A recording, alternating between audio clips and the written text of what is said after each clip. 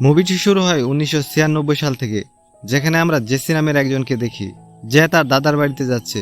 সে খুবই এক্সাইটেড, কারণ তার দাদা সবসময়ের মতো একজন দক্ষ শিকারী ছিলেন, যার গল্প তাকে সবসময় রোমাঞ্চিত করে। বাড়িতে পৌঁছে সে প্রথমে তার দাদার সঙ্গে দেখা করে। এরপর তারা একসঙ্গে শিকারে যায়, যেখানে দাদা তাকে জঙ্গলের গভীরে নিয়ে যান শিকারে নতুন কিছু কৌশল শিখাতে। দাদা তাকে বলেন, আজ তুমি একটা হরিণ শিকার করবে, যেটা এখন তোমার সামনে রয়েছে। তাই জেসি সেটার উপর নিশানা লাগায়। নিশানা ঠিকঠাক লাগলেও হরিণটা সেখান থেকে পালিয়ে যায়। তাকে ধরতে জেসি আর তার দাদা দুজনেই আর পিছু নেয়। এর মধ্যে জেসি জঙ্গলে অদ্ভুত একটি প্রাণী দেখতে পায়, যা খুবই অস্বাভাবিক ছিল। সেটার পিছনে যেতে গিয়ে সে তার দাদার সঙ্গ থেকে বিচ্ছিন্ন হয়ে যায় এবং প্রাণীটার পিছু নিয়ে সে জঙ্গলের আরো গভীরে চলে যায়। সেখানে গিয়ে হঠাৎ তার সামনে একটা সিঁড়ি দেখতে পায়। হ্যাঁ, একটা সিঁড়ি, যার কোনো শেষ নেই, আর এটি তার থেকে সামান্য দূরেই ছিল। অন্য কেউ হলে সেখান থেকে ভয়ে পালিয়ে যেত, কিন্তু জেসি নির্বোধের মতো সেই সিঁড়ি বেয়ে ওঠা শুরু করে। অন্যদিকে তার দাদা তাকে না পেয়ে খুঁজতে শুরু করেন, কিন্তু জেসি কোথাও নেই। এটি তাকে চিন্তায় ফেলে দেয়। অন্যদিকে জেসি যখন সিঁড়ি বেয়ে উপরে ওঠে, তখন সেই প্রাণীটিকে সিঁড়ির পেছনে লুকিয়ে থাকতে দেখে। সে তাড়াতাড়ি নিচে নেমে পিছনের দিকে যায় এবং প্রাণীটিকে দেখে প্রচণ্ড ভয় পেয়ে যায়। কিন্তু ততক্ষণে প্রাণীটির দুটি হাত তাকে ধরে ফেলে। এটা কেমন প্রাণী যার হাত দেখতে ঠিক মানুষের মতো? জেসির চিৎকার শুনে তার দাদা তার পিছনে ছুটে যান। তিনিও সেই সিঁড়ি দেখেন এবং সেই সাথে প্রাণীটাকেও, যাকে মারতে তিনি বারবার গুলি চালান। কিন্তু শেষে তিনি জেসিকে বাঁচাতে লাল দরজার ভিতরে চলে যায়। এভাবে মুভিটির ইন্ট্রো তৈরি হয়, যা আমাদের মনে অনেক প্রশ্ন জাগায়। প্রথমত, এত ঘন জঙ্গলে সিঁড়ির কাজ কি? দ্বিতীয়ত, জেসি যে জিনিসটা দেখতে পেয়েছিল সেটি কি সত্যিই কোনো প্রাণী ছিল নাকি অন্য কিছু? এই রহস্য তার সঙ্গে চলে যায়, তবে মুভিটির শেষে এই প্রশ্নের উত্তর পাওয়া যাবে। এরপর মুভির দৃশ্য পরিবর্তন হয় 20 বছর পর, যেখানে আমরা জোশ এবং নিক নামের দুই ভাইকে দেখি। তারা অনেকদিন পর কলেজের বন্ধুদের সাথে সময় কাটাতে ট্রেকিংয়ের পরিকল্পনা করে। পথে তারা আরও 3জন বন্ধুকে নিয়ে নেয়। এর মধ্যে 2জন মেয়ে, 1জন ছেলে ছিল। এরপর তারা গাড়ি পার করে জঙ্গলের দিকে রওনা হয়, আর এখান থেকেই শুরু হয় আসল রোমাঞ্চ।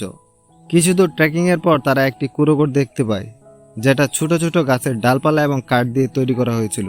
দেখে মনে হচ্ছে কেউ যেন বেঁচে থাকার জন্য এটি তৈরি করেছিল, কিন্তু সেই মানুষটি এখন আর এখানে নেই।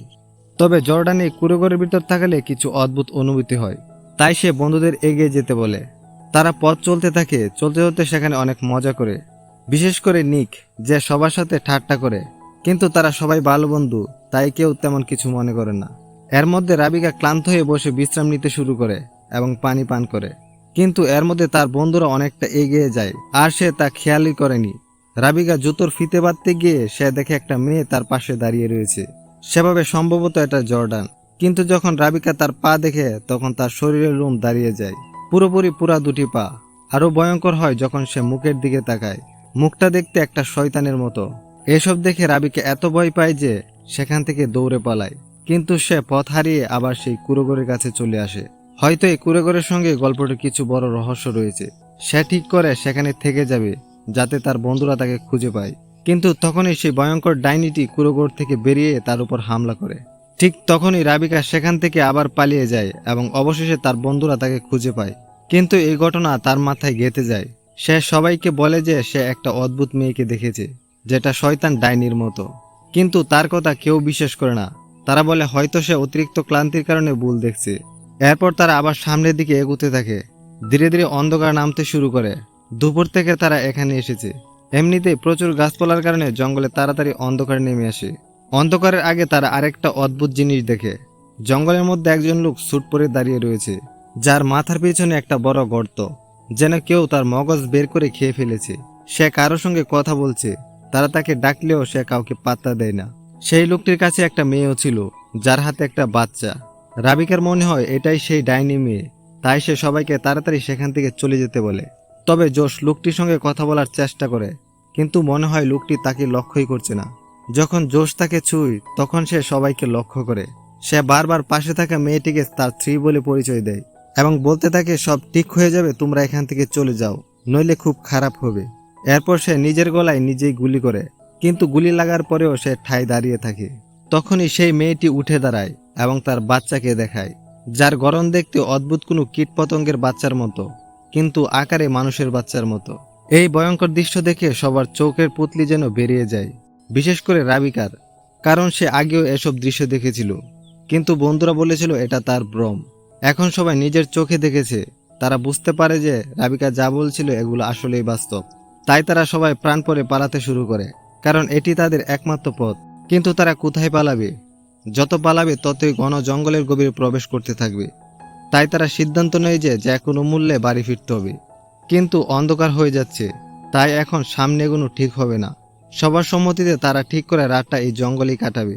সকাল হলেই সেখান থেকে চলে যাবে। তাই তারা ক্যাম্প তৈরি করে ঘুমাতে যায়। এর মধ্যে ডগ একটা স্বপ্ন দেখে, যেখানে সে জর্ডানের সঙ্গে ঘনিষ্ঠ হয়েছে। কিন্তু স্বপ্নে সে অনুভব করে কিছু নড়ছে, আর সাথে সাথে তার ঘুম ভেঙে যায়।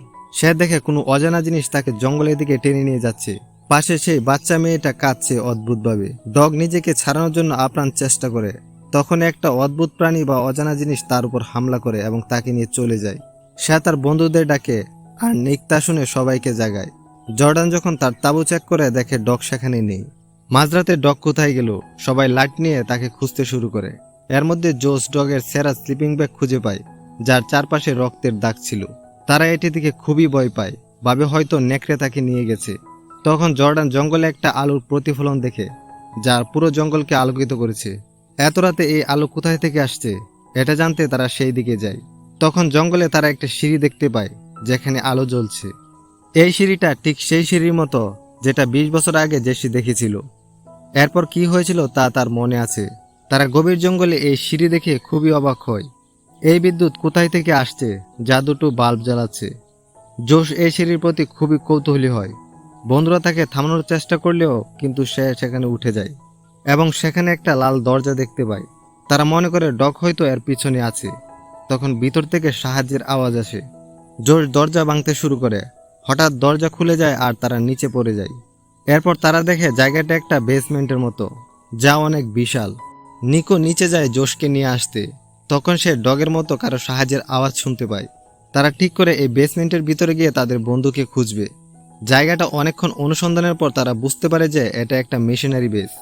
হয়তো অনেক বছর আগে এখানে সরকারি কোনো কাজ হতো। তখনই তারা একটা বাচ্চা দেখতে পায়, যাকে নিয়ে জেসি। 20 বছর আগে সে এই বাংকারে এসে হারিয়ে গিয়েছিল। আপনি ভাবছেন তার বয়স কেন বাড়েনি? কারণ সেই সিঁড়িটির যে উপরের অংশ রয়েছে এটি মানুষকে অন্য একটি ডাইমেনশনে নিয়ে যায়। জেসি বলে সে বারবার বেরিয়ে যাওয়ার চেষ্টা করছে, কিন্তু প্রতিবার তার পথ বদলে যায়। এর মানে তারা কখনোই এখান থেকে বের হতে পারবে না। নিক জিজ্ঞাসা করে সে কিভাবে ফেসে গেল। জেসি বলে তার দাদা শিকারে এসেছিল, আর সে একটা প্রাণী দেখেছিল যেটা এই পৃথিবীর নয়, অন্য কোনো ডাইমেনশনের। তার পিছনে পিছনে এসে সে এখানে চলে আসে। তার দাদাও এসেছিল, কিন্তু তারা এখনো মেলেনি। এই জায়গাটা খুবই রহস্যময় এবং এটি তাদের ধারণার চেয়ে অনেক বড়। কিন্তু তাদের ভাগ্য ভালো জেসি একটা বাহির হওয়ার পথ জানে, যেটা এখনো বদলায়নি। তাই তারা তাড়াতাড়ি উপরে উঠতে শুরু করে। কিন্তু জোশ একটা দৈত্যের হাতে ধরা পড়ে এবং দৈত্যটি তার গাড় মটকে দেয়। এটা দেখে নিক ভয়ে কাঁপতে থাকে। দৈত্যটা গেট ভেঙে বেরিয়ে আসার চেষ্টা করে। নিক সবাইকে পালাতে বলে। তারা অন্ধকারে যতটা পারে দৌড়ে পালাতে থাকে। কিন্তু হঠাৎ নিকের পা একটা গর্তে পড়ে, আর সে সেখানে পড়ে যায়। উঠে দেখে তার চারপাশে মানুষের কাটা মাথা, হাড় এবং লাশ পড়ে রয়েছে। তার বন্ধুরা এলে ডগের লাশ দেখতে পায়। তারা বুঝতে পারে যে এটা দৈত্যের খাবারের জায়গা, তাই তাদের এই জায়গা থেকে তাড়াতাড়ি পালাতে হবে। ততক্ষণে দৈত্যটি তাদের পিছনে আসতে থাকে, কারণ তারা এই বাংকার থেকে বাইরে চলে এসেছিল। দৌড়াতে দৌড়াতে তারা একটি পুরনো ভ্যানে লুকায়। কিন্তু বেচারা রাবিকা অল্পের জন্য দৈত্যের হাতে ধরা পড়ে এবং সাথে সাথে দৈত্যটি রাবিকার গাড় মটকে দেয়। এই মৃত্যু দেখে সবাই ভয়ে কাঁপতে থাকে। তারা ভ্যানের দরজা বন্ধ করে লুকিয়ে থাকে। জেসি বলে দৈত্যটি অন্ধ, তাই শব্দ না করলে তারা নিরাপদ। তখন নিক জিজ্ঞাসা করে জেসির সঙ্গে কি হয়েছিল। জেসি বলে 22 মার্চ 2000 সালে সে হারিয়ে গিয়েছিল, কিন্তু কেউ তাকে খুঁজেনি। নিক অবাক হয়, কারণ আজ 22 মার্চ 2020 সাল। 20 বছর ধরে জেসি এখানে আটকে ছিল। নিকের মনে পড়ে 20 বছর আগে তার ক্লাসে জেসি নামের একজন বাচ্চা হারিয়ে গিয়েছিল। সে বুঝতে পারে ডাইমেনশনের কথাটি আসলেই সত্যি। তারা এভাবে বেশিক্ষণ লুকিয়ে থাকতে পারে না। জেসি একটা পরিকল্পনা করে। সে জানালা দিয়ে জোরে আওয়াজ করতে থাকে যাতে দৈত্যটি তার দিকে আসে। জর্ডান বন্দুক নিয়ে তাকে মারতে যায়, কিন্তু গুলি ফুরিয়ে যায় আর জর্ডান সেখানেই মারা যায়। তখন নিক ক্রোধে ফেটে পড়ে, কারণ সে একে একে সব বন্ধুদের হারিয়ে ফেলে। সে ভ্যানের গ্যাস সিলিন্ডার খুলে বাইরে ছুঁড়ে ফেলে। দৈত্যটি শব্দের দিকে যায়, আর নিক সেখানে একটা ফ্লেয়ার ক্যান্ডেল ছুঁড়ে মারে, যা গ্যাসের কারণে বিস্ফোরণ ঘটায়। এরপর সাথে সাথে দৈত্যটির গায়ে আগুন লেগে যায় এবং দ্রুত জঙ্গলের দিকে পালায় এবং তার ডাইমেনশনে ফিরে যায়। তখন আমরা দেখতে পাই সেই আগুনের লাল দরজার পিছনে থাকা সিঁড়িটিও জ্বলতে থাকে। এর মানে চিরতরে ডাইমেনশনটি বন্ধ হয়ে যায়। এই ধরনের কোনো ঘটনা ঘটেছিল কিনা তা দেখার জন্য সকালে পুলিশ আছে এবং নিকের বন্ধুদের দেহের অংশ পায়। এরপর তারা আরও অবাক হয় জেসি এখনও কেন বুড়ো হয়নি। জেসির মা এবং দিদিমা এলে তারা বিশ্বাসই করতে পারে না যে জেসি এখনো একই অবস্থায় রয়েছে। জেসি এবং নিক কখনো এই রহস্য কাউকে বলেনি। আর এখানেই মুভিটি শেষ হয়। আপনাদের কাছে মুভিটি কেমন লাগলো কমেন্ট। ভিডিওটি ভালো লাগলে একটি লাইক দিয়ে চ্যানেলটি সাবস্ক্রাইব করতে ভুলবেন না। দেখা হবে পরের ভিডিওতে।